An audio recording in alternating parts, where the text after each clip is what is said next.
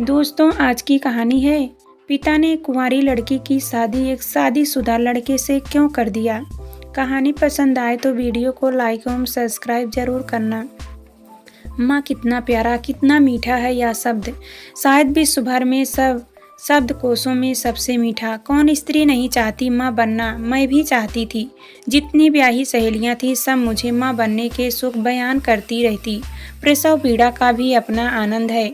सहोगी तो समझोगी। मन रोमांचित हो उठा जब कान में भनक पड़ी कि मौसी एक रिश्ता लेकर आई है, पर बात वहाँ नहीं बनी और कहीं भी नहीं। बहुत बार देखे पर किस्मत में विवाह नहीं था शायद। मैं इतना तो नहीं जितना मेरे माँ बाप मायूस थे। उनकी तलाश नाकाम होती नजर आने लगी। हताश हो गए थे वे। तीन बेटियाँ, तीनों ही बेहने लायक हो, और एक दिन अचानक जैसे रिश्ता सीधा स्वर्ग से आ ही गया हो। सुंदर, लंबा, अच्छे खानदान का, सीधी सादी व बिना दान दहेज। लंगड़ा क्या चाहे दो बैसाखियाँ। माँ बाप ने झट हाँ कर दी और मैं माँ बन गई। पत्नी बनने से पहले रिश्ता एक विधुर से आया था। 2 बच्चों के पिता थे। 3 साल पहले एक दुर्घटना में उनकी पत्नी का स्वर्गवास हुआ था। एक बार तो चाहा कि मना कर दूं, पर माँ बाप की मूक प्रार्थना और बहनों का विवाह मेरे कारण न हो, मैं गंवारा न कर सकी और एक बलि के बकरे की तरह बैठ गई। विवाह मंडप पर विवाह के दिन खूब छेड़छाड़ हुई। कोई मुबारक दे रहा था अमीर घर की, तो कोई अनुभवी पति की, तो कोई बने बनाए परिवार की। मैं बन गई एक अमीर राजन श्रीवास्तव की पत्नी। ऐसा देख कई लोगों को रक्स भी हुआ। बढ़ती उम्र में भी मुझे इतना अच्छा घर भर मिल गया। सौतेले बच्चे हैं तो क्या, पति तो ज्यादा उम्र के नहीं, 45 साल के आसपास। ससुराल आई 2 महीने आग झपकते ही बीत गए। मैं भूल गई थी कि मेरे पति सिर्फ पति ही नहीं, एक पिता भी थे। एकदम स्वर्ग से धरातल पर आई उस दिन जब राजन ने कहा, तुम कहो तो सोनम और सोनाली को अब बुला ले, स्कूल भी खुलने वाले हैं। कब तक रहेंगे माँ के पास सोनम सोनाली? मैंने हैरान होकर पूछा। हाँ, सोनम सोनाली हमारे बच्चे।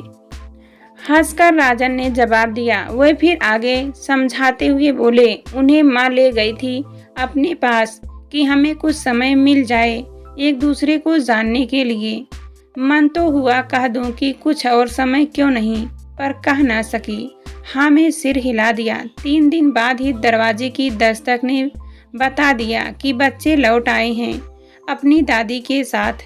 मैंने यथावत पैर छुए सास के, पर न जाने किस अनजाने डर से मैंने बच्चों की तरफ देखा भी नहीं। मैं चुपचाप यंत्रवंत रसोई घर में चाय बनाने चली गई, और उस दिन के बाद मैंने यह भी रवैया अपना लिया, काम से काम, कोई खास बात नहीं। सास ने शुरू में मुझसे बात करने की कोशिश की कि मैं उनसे घुल मिल जाऊं, पर मैंने उसकी अवहेलना की। सहेलियों ने पहले से ही सतर्क कर दिया था कि उनके साझे में न आऊं। पति बस में है तो सब अपने काबू में। बस तन मन से मैंने राजन की सेवा की। कई बार मुझे राजन के चेहरे से लगा कि वह ज्यादा खुश नहीं थे, पर मुझे कुछ नहीं जताया। कभी कभी मेरा मन आशंकित हो जाता था कि कहीं वह मेरी तुलना अपनी पहली पत्नी से तो नहीं करते, और उस तौल में पाते हो मेरा पड़ला बहुत हल्का।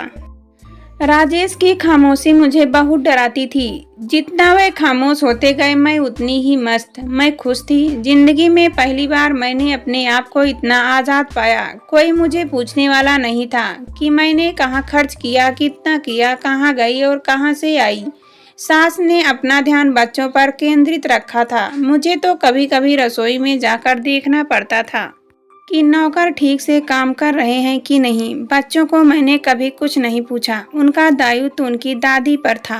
अगर उनको अहंकार है तो मैं भी कम नहीं। वे अगर मुझसे दूर रहना चाहते हैं तो यह दूरी ही सही। मुझसे नाखुश हैं तो मेरी बला से। नहीं चाहते थे तो अपने पिता से कह देते कि ना करो दूसरी शादी। कौन से वह दूध पीते बच्चे थे। सोनाली 11 वर्ष की थी और यौन अवस्था की दहलीज पर थी।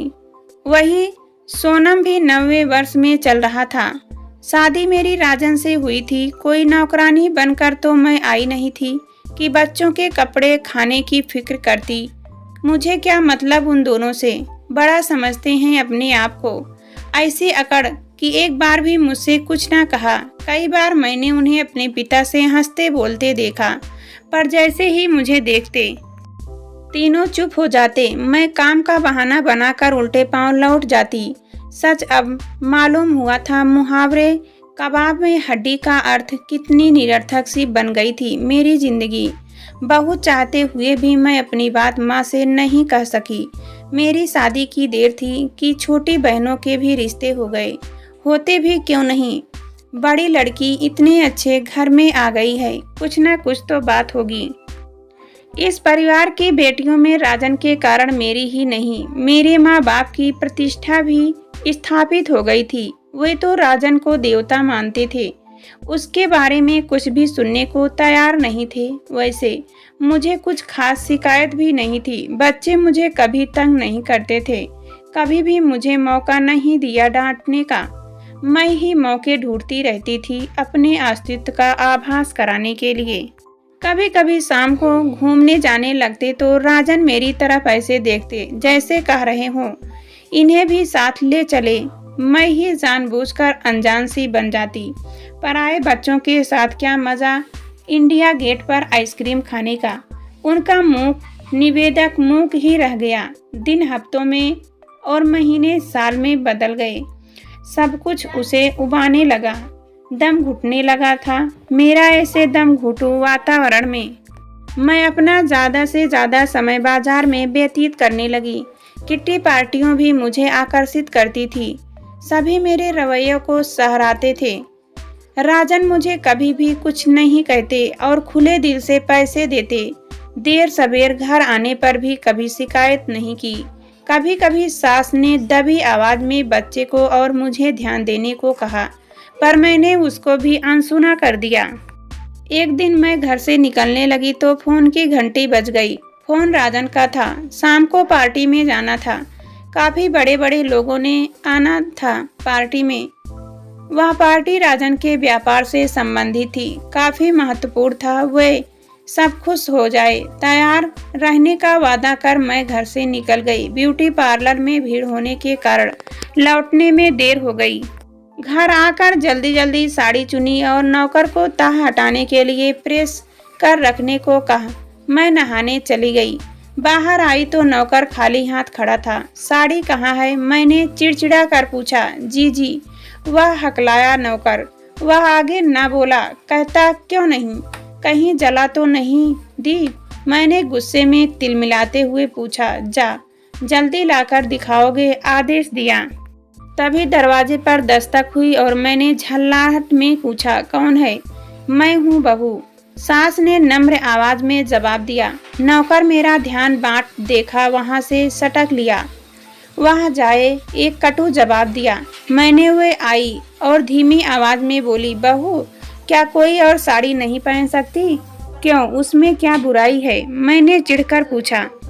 नहीं, बुराई तो कुछ भी नहीं। फिर भी अरे यह भी कोई तर्क हुआ? नहीं, मैं कह रही थी अब जल्दी करें माँ जी, आपको पता है कि राजन आते होंगे और उन्हें इंतजार करना अच्छा नहीं लगता।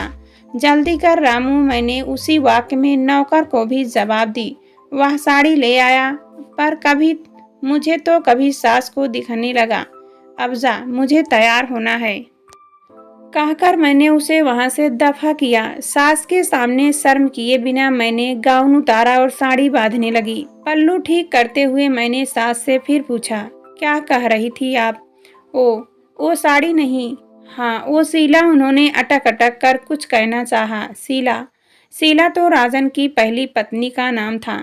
सो यह बात है, वे नहीं चाहती थी कि मैं शीला की मनपसंद रंग की साड़ी पहनूं। एक बार तो मन में आया कि उनकी बात मान लूं, पर एक तो देर हो रही थी, दूसरा मन में खटका हुआ कि कहीं यह उनकी चाल तो नहीं। शायद वह मुझे सजा दिलवाना चाहती थी। उनके पोते पोती को नज़रअंदाज करने के लिए मुझे साड़ी बदलने में देर लगेगी और राजन आएंगे और बिगड़ेंगे। मियाँ बीबी की लड़ाई का तमाशा देखेगी वह।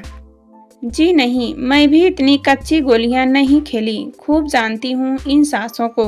कोई भी नहीं चाहती कि उनका बेटा पत्नी से खुश रहे और उसके काबू में हो जाए। वह तो चाहती ही है कि मन मुटाव रहे। बेटा इसी तरह अपना बना रहता है। मुझे रुकते न देख हुए वापस मुड़ी।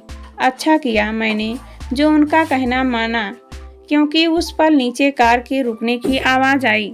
राजन आ गए थे। मुझे तैयार देख कितने प्रसन्न होंगे। मैं मंद मंद मुस्कुराई और शीशे के आगे खड़ी बालों को आखिरी बार संवारने लगी। राजन आए और बोले, तो तैयार हो? उनके शब्द अधूरे ही रह गए और वह भौचक्के से मुझे देखते रहे। उनके चेहरे पर एक रंग आता तो दूसरा जाता। यह देख मैं भी हैरान थी। किसी अनजाने अंदेशे से कांप गई। मैंने हकलाकर पूछा, क्यों, क्या हुआ? कुछ जवाब दिए बिना वे उल्टे पांव मुड़ गए और दरवाज़ा खोलकर तेजी से बाहर चले गए। तेज रफ्तार से गाड़ी चलाने की आवाज़ आई। मैं जड़वत वहीं खड़ी रही। सास ने शायद दरवाज़ा बंद होने और कार की आवाज़ सुन ली थी। अपने कमरे से निकलकर वे मेरे पास आई और खौफनाक सन्नाटा था पूरे घर में। मैं निस्तब्ध वहीं खड़ी थी। सास ने सिर पर हाथ फेरा। पता नहीं उनकी ममता थी या मेरी अपनी निर्बलता। मैं उनके गले लग रोने लगी। वे प्यार से मेरे सिर पर, पीठ पर हाथ फेरने लगी। बहुत देर तक हम यूं ही खड़े रहे। जैसे तैसे मेरा रोना कम हुआ तो मैंने पूछा, साड़ी? साड़ी आगे कुछ ना कह सकी मैं। उन्होंने जो बात बताई तो मैं स्तंभ रह गई। कैसी बेवकूफ़ हूँ मैं। अपने अहम से मैंने अपने ही घर में आग लगाई। क्यों ना करा विश्वास मैंने किसी अपने पर, उससे ज़्यादा खुद अपने पर।